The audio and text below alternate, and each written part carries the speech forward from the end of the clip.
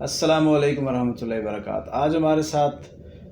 موجود ہیں جناب حضرت ڈاکٹر نعیم الدین الازہری صاحب زید مجدہم۔ ان کی موجودگی سے فائدہ اٹھاتے ہوئے چند سوالات ہم ان سے پوچھنا چاہیں گے، ان کے توسط سے وہ آپ لوگ بھی سنیں گے۔ حضرت کیسے ہیں آپ؟ خیریت سے؟ الحمدللہ خیریت۔ تو پچھلی جو ہماری ریکارڈنگ ہوئی تھی وہ سننے والوں نے اس کو بہت مفید ایک سلسلہ سمجھا، تو اسی سے میں نے ایک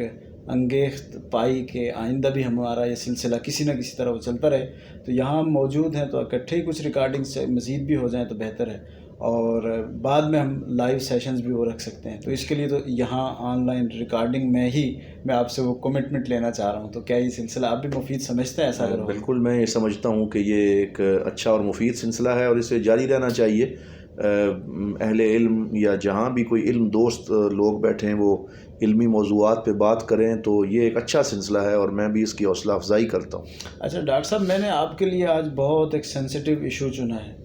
اب وہ آپ پر ہے کہ اس حساس ترین موضوع کو کس طرح آپ اپنے سننے والوں کو اس کی تفہیم کروا سکتے ہیں۔ آپ کا تعلق چونکہ بیرا شریف سے ہے اور اس جامعہ کا تعلق اہل سنت بریلی مکتب فکر سے ہے، اور اس سے وہ اپنی نسبت ایک فکری یا علمی وہ رکھتا ہے۔ تو آپ سمجھتے ہیں کہ ہمارے جو مسلکی نزاعات میں اس میں ایک بڑا مسئلہ تصور بدعت کا مسئلہ ہے، کہ ایک کلیم کیا جاتا ہے کہ جو بریلوی مکتب ہے اس کے ہاں کچھ بدعات در آئی ہیں اور بدعت کی طرف یہ مائل ہو گیا ہے، اس میں مبتلا ہو گیا ہے۔ تو سب سے پہلے تو مجھے آپ سے یہ سمجھنا ہے کہ یہ تصور بدعت کیا ہے، آپ اس کو کیسے سمجھتے ہیں، یا بریلوی مکتب کی اگر نمائندگی کرتے ہوئے آپ بات کرتے ہیں تو اس کو تھوڑا سا آپ ایکسپلین کر دیں ہمارے سننے والوں کو۔ بسم اللہ الرحمن الرحیم۔ محترم المقام جناب اتہامی بشر علوی صاحب، میں آپ کا شکر گزار ہوں کہ ایک دفعہ پھر آپ نے موقع دیا، اور ایک ہلکی سی کریکشن یہ بھی میں کرنا چاہوں گا کہ مرکزی دارالعلوم محمدیہ غوثیہ بیرا شریف اپنی نسبت ایک اہل سنت والجماعت کے وسیع تناظر میں رکھتے ہوئے تو وہ اپنے آپ کو اس وسیع تناظر میں دیکھتا ہے۔ تو میں یہ بھی عرض کرنا چاہوں گا کہ جو یہ موضوع بدعت والا ہے بڑا حساس ہے، اور صرف یہ نہیں ہے کہ بریلی مکتب کے اوپر یہ ایک ٹیگ لگا دیا گیا ہے کہ یہ بدعت کرتے ہیں، بلکہ ہر ایک مسلک دوسرے پہ یہی کیچڑ اچھالتا ہے، اور ہم بہت ساری ڈومینز میں ایک دوسرے کو بدعتی کہہ رہے ہوتے ہیں۔ حالانکہ میں یہ سمجھتا ہوں کہ اس میں سب سے بڑا ایک علمی مسئلہ یہ ہے کہ سطحیت ہے، جہالت ہے، اور ہم اصول فقہ کی روشنی میں چیزوں کو دیکھتے نہیں ہیں اور پھر سمجھتے ہی نہیں ہیں کہ اصل مفہوم بدعت ہے کیا۔ مثال کے طور پہ ایک حدیث پڑھی جاتی ہے کہ حضور صلی اللہ علیہ وآلہ وسلم نے ارشاد فرمایا ان کل محدثۃ بدعہ وکل بدعۃ ضلالہ وکل ضلالۃ فی النار۔ تو اس میں لفظ کل آیا ہے، اور لفظ کل کو اب ایک عامی جو اپنے آپ کو عالم تو کہتا ہے لیکن اس کو اصول فقہ سے آگاہی نہیں ہے، تو وہ اس لفظ کل سے عموم ایسا مراد لیتا ہے کہ جس میں ہر چیز کو ہی شامل کر لیتا ہے۔ وہ کہتا ہے جب کل آ گیا تو اب ہر بدعتی گمراہی ہے، چاہے اس میں وہ نہ بدعت لغوی اور اصطلاحی کی کوئی تفریق کرے گا، نہ اسے اصول فقہ کی روشنی میں دیکھے گا۔ ہم جب اسے ایک اصول فقہ کے طالب علم کی حیثیت سے دیکھتے ہیں تو آپ بھی اچھی طرح جانتے ہیں کہ لفظ کل عموم پہ دلالت کرتا ہے۔ اس لیے سب سے پہلے تو ہم اصول فقہ کی عام اور خاص کی بات میں جائیں گے، اور پھر صیغ العموم علماء نے لکھے ہیں جس میں 4 مشہور صیغے ہیں۔ ایک کل کا لفظ ہے جو صیغ العموم میں عموم پہ دلالت کرتا ہے، پھر ایما کا لفظ ہے، پھر حیثما کا لفظ ہے، پھر ایون کا لفظ ہے۔ یہ سارے لفظ عموم پہ دلالت کرتے ہیں، لیکن اور پھر اس میں مطلق اور مقید بھی ساتھ آ جاتا ہے۔ عموم خصوص اور مطلق مقید کے اس پورے چیپٹر کو ملا کے جب لفظ کل کو دیکھا جائے تو شیخ شہاب الدین قرافی ایک بہت بڑے فقیہ متکلم اصولی ہوئے ہیں، وہ اپنی کتاب العقد المنظوم فی الخصوص والعموم اس میں وہ لکھتے ہیں کہ جو لفظ کل ہے وہ لفظ عام وقد يدخله التخصیص بادنی قرینہ، کہ یہ عام لفظ ہے لیکن کبھی کبھی ایک ادنیٰ قرینے سے بھی اس پہ تخصیص داخل ہوتی ہے، تو پھر یہ عام خص عنہ البعض یا عام مخصوص بن جاتا ہے۔ تو جب یہ عام مخصوص بنتا ہے تو پھر آپ اس کو ایک ایسا عموم اس سے مراد نہیں لے سکتے کہ ہر چیز کو ہی کل میں داخل کر دیا جائے۔ یہاں انہوں نے ایک بڑی خوبصورت مثال دی ہے، وہ یہ کہتے ہیں کہ سورۃ الاحقاف میں اللہ تعالیٰ ارشاد فرماتا ہے کہ جب قوم عاد پہ عذاب آیا تو وہ ایک ہوا تھی جو ان پہ چلائی گئی، تدمر کل شیء باذن ربہا بامر ربہا، کہ اس میں اب کل کا لفظ آیا کہ اس نے ہر چیز کو ہی تباہ و برباد کر دیا۔ فاصبحوا لا یری الا مساکنہم، تو اگر کل میں ہر چیز ہی داخل ہو جاتی تو پھر مساکن کی تخصیص کی گئی کہ باقی ہر چیز تباہ ہوگی لیکن ان کے گھر موجود رہے، ان کے مسکن موجود رہے. تو وہ کہتے ہیں کہ یہاں بھی تو لفظ کل آیا لیکن مساکن کو خاص کر دیا گیا. اسی طرح یہ جو ہمارے ہاں مسلکی تناظر میں ہر چیز کو بدعت قرار دیا جا رہا ہے، یہ ایسا نہیں ہے، بلکہ اس میں یہ عام خص عنہ البعض ہے، اور اس میں بہت ساری چیزوں کی تخصیص ضروری کی جائے گی. حضرت سیدنا ابو بکر صدیق، حضرت عمر فاروق اور حضرات خلفائے راشدین نے یہ حدیث حضور سے سنی، لیکن اس کے باوجود انہوں نے جمع قرآن کیا جو سرکار دو عالم صلی اللہ علیہ وسلم کے دور میں نہیں ہوا. پھر اس پہ اعراب لگائے گئے. پھر حضرت سیدنا علی شیر خدا رضی اللہ تعالیٰ عنہ کرم اللہ وجہ الکریم، انہوں نے علم نحو کی تدوین کی اور اس کے اصول وضع کیے، اور پھر یہ سلسلہ آگے بڑھتا گیا. تو ہمیں ان اپنے سلف صالحین کے اقوال کی روشنی میں تصور بدعت کو سمجھنا چاہیے. جس طرح آپ نے فرمایا کہ اس میں تخصیص بھی ہے اور کل سے کل اس معنی میں مراد نہیں کہ اس کا کوئی فرد اس سے باہر نہ ہو، لیکن اس طرح میرا خیال ہے آپ اس سے بھی اتفاق کریں گے کہ یہ اجازت بھی مطلق نہیں ہے کہ ہر اضافہ کیا جا سکتا ہے. تو اس کی جو تحدید و تعیین کے لیے کہ ہم کس نوعیت کا اضافہ جو آقا علیہ الصلوۃ والسلام کے یا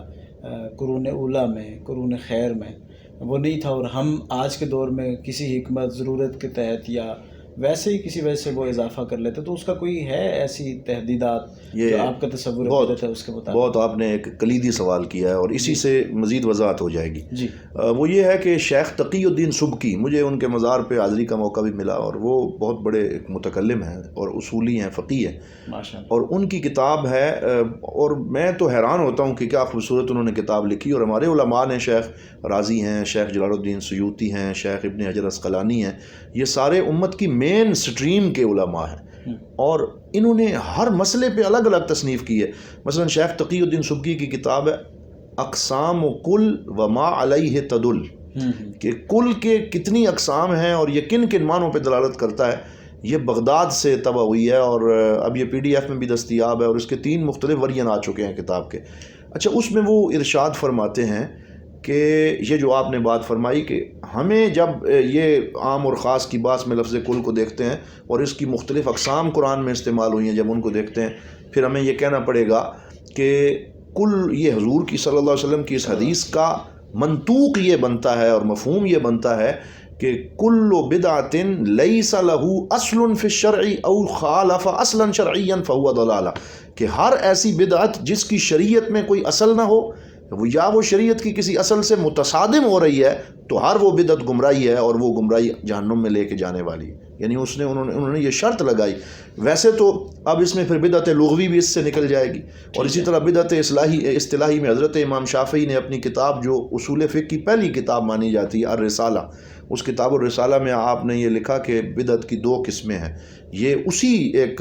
مفہوم کو سمجھ کے انہوں نے فرمایا ایک بدعت ہدا ہے اور ایک بدعت ضلالہ ہے. تو یہ بھی انہوں نے تقسیم کی، اور پھر حضرت امام مالک نے اس کو 5 حصوں میں تقسیم کر دیا کہ ایک بدعت واجبہ ہے، اور ایک بدعت مندوبہ ہے، ایک بدعت مستحبہ ہے، ایک بدعت مکروہہ ہے، اور ایک بدعت محرمہ ہے. اور اس میں پھر انہوں نے کہا کہ یہ کلاسیفیکیشن ہم نے اس لیے کی ہے کیونکہ اب مثال کے طور پہ قرآن پاک عربی میں ہے، اگر ہم یہ کہیں گی پھر اس کا ترجمہ کرنا بھی بدعت ہے. آپ کے اس مفہوم کو اگر دیکھا جائے، میں آپ سے مراد ایک مفہوم جو لیا جاتا ہے وہ ناقدین کا وہ عرض کر رہا ہوں، تو اس میں تو پھر آپ دیکھیں کہ وہ کہیں گے جی قرآن کا ترجمہ بھی جائز نہیں. لیکن علماء فرماتے ہیں کہ اب یہ لازم اور واجب ہو چکا ہے ان لوگوں تک قرآن پہنچانے کے لیے جو عربی کو انڈرسٹینڈ نہیں کر سکتے. تو اب اگر وہ انگلش زبان والے ہیں یا چائنیز والے ہیں یا فرینچ والے ہیں یا اردو والے ہیں، پھر ان کو قرآن حکیم ان کی اس لینگویج میں ڈاکٹر صاحب میں یہ پوچھنا چاہ رہا ہوں کہ اس نظری بحث سے ہٹ کر اگر ہم عملی اطلاق کی طرف بڑھیں تو کوئی مثال، جیسے آپ نے ایک ترجمہ قرآن کی دی کہ سارے مکاتب کے ہاں جو معروف مکاتب ہیں ان کے ہاں یہ ایک ضروری عمل ہے جو عہد رسالت میں نہیں تھا لیکن اب اس کو سب جائز سمجھتے ہیں، لیکن کوئی ایسی مثال بھی ہے کہ جو عہد رسالت میں نہیں تھی اور اب ہو گئی ہو اور وہ آپ کے نزدیک بھی غلط ہو، دین کے نام پہ وہ چل پڑی ہو؟ ایسی ایک نہیں، ایسی بہت ساری چیزیں ہیں اور بہت ساری مثالیں دی جا سکتی ہیں. مثال کے طور پہ اب آپ دیکھیں کہ آپ سماج کے جس بھی مسئلے میں لیں گے اور اس کی گہرائی میں جائیں گے تو آپ کو اس میں بہت ساری ایسی چیزیں بھی ملیں گی کہ جو شریعت کی اصول سے متصادم نہیں ہیں لیکن وہ نئی چیزیں ہیں. ان کے بارے میں ہمارے شیخ بخیت المطیع کی کتاب ہے المسکوت عنہ شرعاً، کہ ایسی چیزیں جن کے بارے میں شریعت نے خاموشی اختیار کی ہے، پھر ان میں ایک جواز کی وجوہ بہرحال موجود ہے. تو ایسی چیزیں بھی ملیں گی جن کے بارے میں جو شریعت سے متصادم نہیں ہے، اور ایسی بھی ملیں گی کہ جو شریعت سے متصادم ہے. مثال کے طور پر آپ دیکھیں کہ شادی بیاہ کے اندر یہ جو ہم لوگ آج کل کر رہے ہیں جی، کو گھڑولی بھرنے جا رہے ہیں جی، اب پتہ نہیں کیا کرنے جا رہے ہیں، نئی نئی رسمیں، جہیز کی رسم جس شکل میں آج سامنے آ گئی ہے، یہ ساری ایسی بدعات ہیں کہ جن بدعات کو اس کیٹیگری میں ڈالا جائے گا کہ جس سے سختی سے منع کیا گیا. ڈاکٹر صاحب میری جو کنفیوژن ہے یا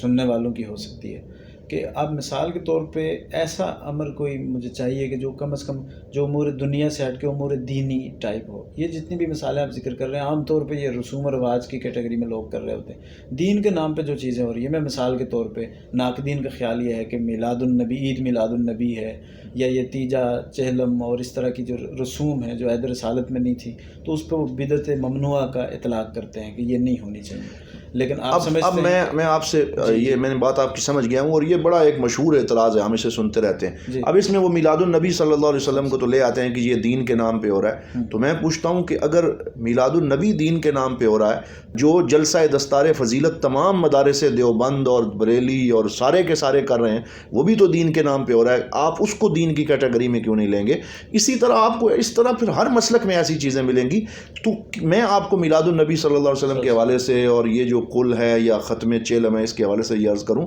کہ اس میں کوئی شے بھی دین کی روح سے متصادم نہیں ہے. کیونکہ اس میں کیا ہوتا ہے، قرآن پاک کی تلاوت ہوتی ہے، وہ بھی ایک اصل شرعی ہے کہ قرآن کی تلاوت کرنی چاہیے. اس میں ایصال ثواب ہوتا ہے، اور ایصال ثواب پہ اگرچہ اختلاف موجود ہے، لیکن بہرحال ہمارا اس میں مسلک اور مدعا اور دلائل قرآن و سنت کی روشنی میں یہی ہے کہ وہ بھی ایک ایسی چیز ہے جس کے دلائل حضور صلی اللہ علیہ وسلم کی سیرت اور عہد صحابہ سے موجود ہیں. تو ایصال ثواب ہوتا ہے، اس میں کھانا کھلایا جاتا ہے. تو یہ ساری چیزیں، ان میں سے کوئی ایک بھی اگر آپ ان چیزوں کی تحلیل کر لیں کہ میلاد میں ہوتا کیا ہے. اب میلاد کے جلسے میں کیا ہوتا ہے، لوگ نعرے لگاتے ہیں، وہ بھی دین سے محبت کی علامت ہے، اور وہ غزوہ خیبر میں بھی لگائے گئے، اور وہ مسیلمہ کذاب کے ساتھ جنگ میں بھی واہ محمد آ کے نعرے لگائے گئے، اور اس میں حضور کی سیرت کا بیان کیا جاتا ہے، اس میں سرکار دو عالم صلی اللہ علیہ وسلم کی محبت کا ابلاغ ہوتا ہے. تو میں یہ سمجھتا ہوں کہ بدعت کے مفہوم اور تصور کو اگر صحیح طریقے سے سمجھ لیا جائے تو میں نہیں سمجھتا کہ یہ چیزیں. اچھا، اس میں ایک بات میں معذرت سے، یہ جو حضرت سیدنا عمر فاروق والا ایک مشہور قول ہے کہ تراویح کے مسئلے میں انہوں نے جو ہے اس کا دوبارہ اجرا فرمایا، حالانکہ عہد رسالت میں آپ صلی اللہ علیہ وسلم میں صرف 3 دن تراویح ہوئی یا 2 دن ہوئی. تو پھر آپ نے جب لوگوں کو پڑھتے ہوئے دیکھا تو فرمایا نعمت البدعۃ ھذہ. تو اس سے پتہ چلتا ہے کہ حضرت سیدنا عمر فاروق رضی اللہ تعالیٰ عنہ کے ہاں بھی جو تصور بدعت تھا، وہ نعمت البدعات کہہ کر وہ یہ ثابت کر رہے ہیں کہ کچھ بری بدعات ہیں اور کچھ دین کے لیے مفید بدعات ہیں، اسی لیے انہوں نے اس کو اچھی بدعت قرار دیا. تو ہمیں اس پہ بہت سی چیزیں جو ہیں وہ مل جاتی ہیں. اچھا، میں بطور مثال ایک اضافہ کروں گا. مثلا مثال کے طور پہ جب آتے ہیں محرم کے ایام، تو اس وقت ایک ماتم کا اور ایک پورا ایک سلسلہ ہے جو ہمارے اہل تشیع و مکتب فکر کے دوستوں کے ہاں وہ ہمیں نظر آتا ہے. تو اس کو آپ کس کیٹیگری میں رکھیں گے کہ یہ جو اضافہ ہے یہ بدعت ممنوعہ کے ذیل میں آتا ہے آپ کے تصور کے مطابق، یا کہ یہ بھی ممدوحہ یا حسنہ کے اس ذیل میں آئے گا؟ یہ ایک مسلکی تناظر میں ایک ایسی بحث ہے کہ اگر اس کو میں کسی خاص کیٹیگری میں رکھنے کی کوشش کروں تو میں نہیں سمجھتا کہ کوئی ایک فتنہ یا وہ بلبلہ مچانے کی کوشش کی جائے. وہ اب اس کی دلائل جو ہیں وہ اہل تشیع کے علماء سے پوچھے جا سکتے ہیں کہ وہ کس دلیل کے تحت یہ ماتم کرتے ہیں. ہمارا جو اپنا ایک مسلک کی انڈرسٹینڈنگ ہے اس کے مطابق تو یہی ہے کہ زندہ و جاوید شخص کا ماتم نہیں ہوتا. حضرت امام علی مقام شہید ہیں اور شہید زندہ ہوتا ہے، اور یہ میں نہیں کہہ رہا، یہ رب کا قرآن کہہ رہا ہے. تو آپ کی زندگی کو اگر لیا جائے تو حضور صلی اللہ علیہ وآلہ وسلم نے واضح طور پہ یہ ارشاد فرمایا لیس منا من ضرب الخدود وشق الجیوب ودعا بدعوی الجاہلیہ، کہ جس آدمی نے گریبان کو چاک کیا، جس نے اپنے رخسار پیٹ لیے، یا جس نے دور جاہلیت والے بیان کیے، وہ ہم میں سے نہیں ہے. تو وہاں ہم ان احادیث پاک کی روشنی میں ہم یہ نہیں کہتے کہ وہ کوئی بدعت کر رہے ہیں یا نہیں کر رہے. ہمیں کیونکہ واضح حدیث مل گئی کہ زندہ و جاوید شخص کا یا مرنے پر ایسے دور جاہلیت والے ماتم نہیں کرنے، اس لیے ہم اس کو جائز تصور نہیں کرتے. اچھا، یہ جو ناقدین کا جو خیال ہے جس پہ آپ نے تبصرہ بھی کیا کہ اضافے کی وہ بھی کیٹیگرائز کرتے ہیں کہ احداث فی الدین کی ایک ٹرم بولتے ہیں اور ایک احداث للدین کی، کہ للدین تو جائز ہے لیکن فی الدین جائز نہیں ہے. تو اس جو کلاسیفیکیشن ہے، اس انڈرسٹینڈنگ پہ کوئی تبصرہ کریں آپ. میں نے اس میں آپ کو اپنے جو جید علماء ہیں ان کی عبارات پیش کی ہیں، جن میں شیخ شہاب الدین قرافی ہیں، جس میں شیخ تقی الدین سبکی اور دیگر علماء ہیں. سب نے امام مالک کا نام لیا، امام شافعی کا لیا، کہ وہ اس کو بدعت ہدا اور بدعت دلالت میں اس کو لے جاتے ہیں، اور اس میں بخاری شریف کی ایک حدیث کو پیش نظر رکھنا چاہیے. من سن فی الاسلام سنتا حسنتا فلہ اجرھا واجر من عمل بہا. یہ اب حدیث پاک میں پیش کر رہا ہوں. یہ ہمارے بریلوی حضرات پہ بڑے لوگ کہتے ہیں نہیں جی ان کا حدیث سے کوئی تعلق نہیں، لینا دینا نہیں. تو میں تو حضور کی حدیث سنا رہا ہوں، اصول فقہ کی روشنی میں بات کر رہا ہوں کہ من سن فی الاسلام سنتا حسنتا، جس نے اسلام میں ایک اچھے طریقے کی بنیاد رکھی اسے اس کا اجر ملے گا، اور جو اس پہ عمل کرتا رہے گا اس کو بھی اس کا اجر دیا جائے گا، اور جس نے برے طریقے کی بنیاد رکھی اس کا وزر اس کے اوپر بھی ہوگا. تو اس حدیث کی روشنی میں بھی اگر اس کو لیا جائے تو یہ احداث فی الدین اور احداث للدین کا تصور جو ہے، آپ کو چاہیں تو اسے یوں بیان کر لیں، چاہیں اسے احادیث پاک کی روشنی میں یوں کہہ لیں، تو بات تو ایک ہی ہے، کان کو جس طرف سے مرضی ہے پکڑ لیا جائے. اچھا، آخری کمنٹ میں آپ سے لوں گا. ایک ناقدین کی ایک مثال یہ بھی اضافہ ہوتا ہے کہ سجدہ کتنی اچھی ایک بندگی کی ایک اعلیٰ مقام پہ انسان ہوتا ہے اس موقع پہ، لیکن وہ 2 ہی سجدے کر سکتا ہے. اگر تیسرا کرے تو بے شک وہ ایک اچھا عمل ہونے کے باوجود وہ ممنوع ہوگا. تو وہ آپ کیا سمجھتے ہیں کہ آپ کے تصور بدعت کے مطابق وہ کس وجہ سے ممنوع ہے؟ جی بالکل، وہ اس لیے ممنوع ہے کیونکہ صلو کما رأیتمونی اصلی. لیکن اس کے علاوہ اگر کوئی شخص اس کا دل چاہتا ہے کہ وہ نماز کے علاوہ بھی کافی دیر سجدے میں رہے اور سجدے میں رہ کے اپنے رب کو یاد کرے، تو حضور نے فرمایا اقرب ما یکون العبد من ربہ وہو ساجد، کہ انسان سجدے میں اپنے رب کے سب سے زیادہ قریب ہوتا ہے، تو وہ اپنا یہ شوق بھی پورا کر سکتا ہے اور اس میں اس کے اوپر کوئی گناہ نہیں ہے. دوستان گرامی، ہم گفتگو کا سلسلہ ڈاکٹر صاحب سے یہاں روکیں گے، اور اس موقع پہ یہ فہمائش بھی بہت ضروری ہے کہ ہمارے ہاں بہت سارے ایسے علمی اختلافات ہیں کہ جس میں ہمارے مسالک، ہمارے مکاتب، ہمارے اسکالرز کی آراء ایک دوسرے سے مختلف ہیں. تو ان مسائل کو لے کر ہم ایک دوسرے کے گریبان کو ہاتھ ڈالنے کی کوشش کر رہے ہوتے ہیں، ایک دوسرے کی پگڑیاں اچھالنے کی کوشش کر رہے ہوتے ہیں. تو کیا یہ ممکن نہیں ہے کہ ہم اپنے نقطہ نظر کو اپنے دلیل کے ساتھ، شائستگی کے ساتھ، جیسے کہ ڈاکٹر صاحب نے ہمارے سامنے رکھے اس طرح رکھیں، اور جب ہمیں موقع ہو اپنا نقطہ نظر بھی ہم اسی طرح وہ پیش کرنے کے قابل ہوں. اختلاف اور احترام کو ہم جمع کرنے کی روایت کو آگے لے کر بڑھیں. اختلاف کے باوجود ہم میں ایک وحدت کی اور اتحاد کی کوئی صورت ہو. تو میں یہ سمجھتا ہوں کہ ان کے پیش کیے گئے نقطہ نظر سے ہمارے سننے والے بہت سارے دوستوں کو اختلاف بھی ہو سکتا ہے، وہ دوسرے کسی اسکول آف تھاٹ سے بھی تعلق رکھ سکتے ہیں. لیکن کیا اس سب کچھ کے باوجود ہمارے لیے ممکن نہیں ہے کہ ہم باہمی احترام اور رواداری کے ماحول میں رہیں؟ میں یہ سمجھتا ہوں کہ یہ ڈاکٹر صاحب جیسے ذیل لوگ اور رواداری کے فروغ دینے والے وسیع ظرف لوگ، اس طرح کی سوسائٹی میں، معاشرے میں علماء کی، اس طرح کے علماء کی بہت زیادہ ضرورت ہے. اور اسی پیغام کے ساتھ آج کے اس سلسلے کو ہم کلوز کریں گے. والسلام علیکم ورحمۃ اللہ.